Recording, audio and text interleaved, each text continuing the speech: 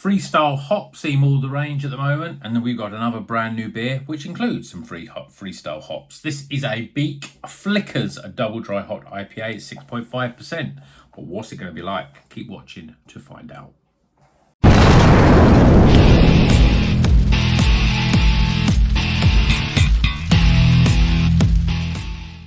Welcome back to Rocker's Beer Review. Today we are going to Beak down on the south coast, and they've got this brand new beer, part of their, I'm going to put my glasses on, I did read it a little while ago. It's part of their Downside Up series, and they've got, I think they've done there's a pale, or it's a lager actually. This an IPA and also a double IPA, and this is called Flickers. And it's a double dry hopped India Pale Ale, and it celebrates some of the best breweries and hop farms in Australia and New Zealand. Made in collaboration with Freestyle Hops, it is saturated in Peacherine, Motueka, I'm going to get this pronunciation right, Motueka, and Nelson Sauvin hops for wildflower aromas and flavours reminiscent of peach, nectarine, and Prosecco gimlets. I don't know what a Prosecco gimlet is. Interesting. But now that's in my head, I'm going to say, oh, that tastes like a Prosecco gimlet. Gimlet or grimlet? Gimlet. Sounds a bit weird. But anyway, let's crack it open, get it in a glass, and see what it's all about. It's a hot day here in the northwest of England, and it's a midweek, and I've been reducing my midweek beers. But it's that hot, you've got to have a beer really on a midweek. So I'm having the old midweek hump beer, and I'm going to make it a good one. And look at that. Pure custard in a glass. That is thick as you like, very bright yellow, golden yellowy sort of colour. We've got literally a sliver of white, loose bubbled head. That isn't going to stick around for long. I don't even know if it's going to do much in the way of lacing. Look at just pouring it out. I mean, that is just pure breakfast juice. That looks absolutely amazing. That's one of the best looking IPAs I've had for a while. And let's see what the aroma's like. Oh yeah, I knew it was going to be good because I could smell it before I even put my nose to it. Ooh. Let's unpack it. It's definitely peachy. Lots of peach and mango, apricots. There's also a little... well, there's a bit of gooseberry and a little bit of grape coming through. But it's more heavy on the stone fruits. I think this is going to be a real potent beer, right?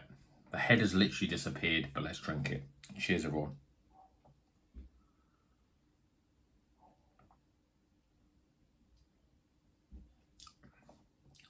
Oh, that is amazing. Absolutely amazing.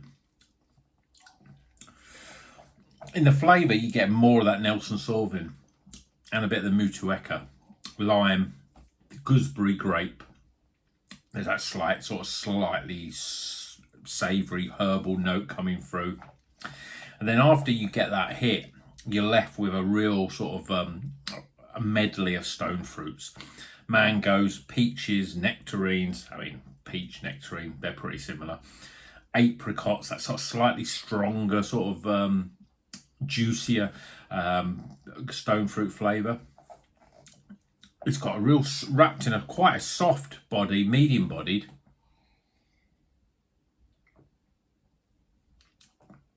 Head has completely disappeared.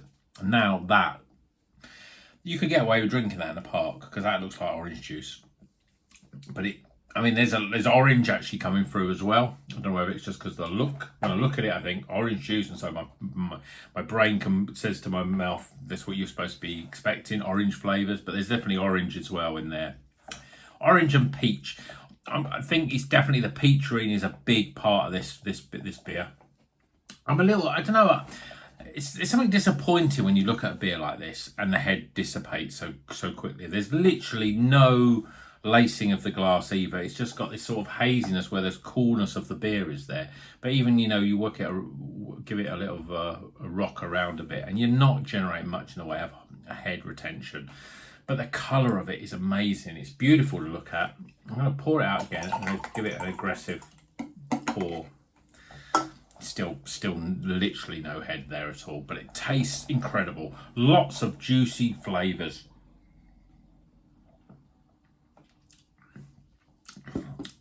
Yeah, you're getting a big hit of that tropical fruit, peach and nectarine and all that sort of stuff.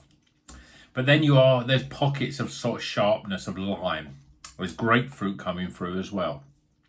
Gooseberry.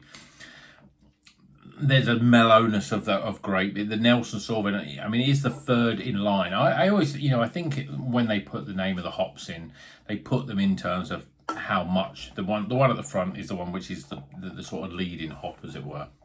Nelson's the last of the three here, and I think it suits it because you're getting the subtleness of that Nelson flavour, but it isn't dominating.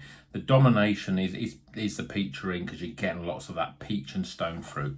But it's a really good beer, and it's another winner from Beak. I mean, Beak makes some really great beers. I still think of that anchovy and think more beers with anchovy because I really enjoyed that hop.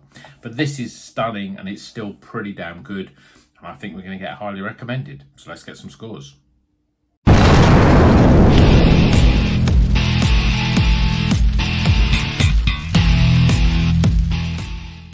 Okay, the scores are in for Flickers Double Dry Hopped IPA.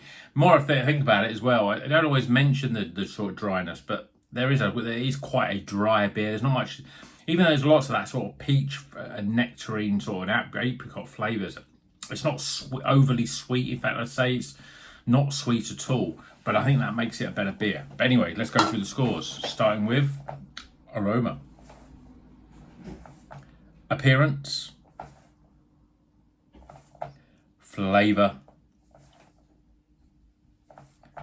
value for money.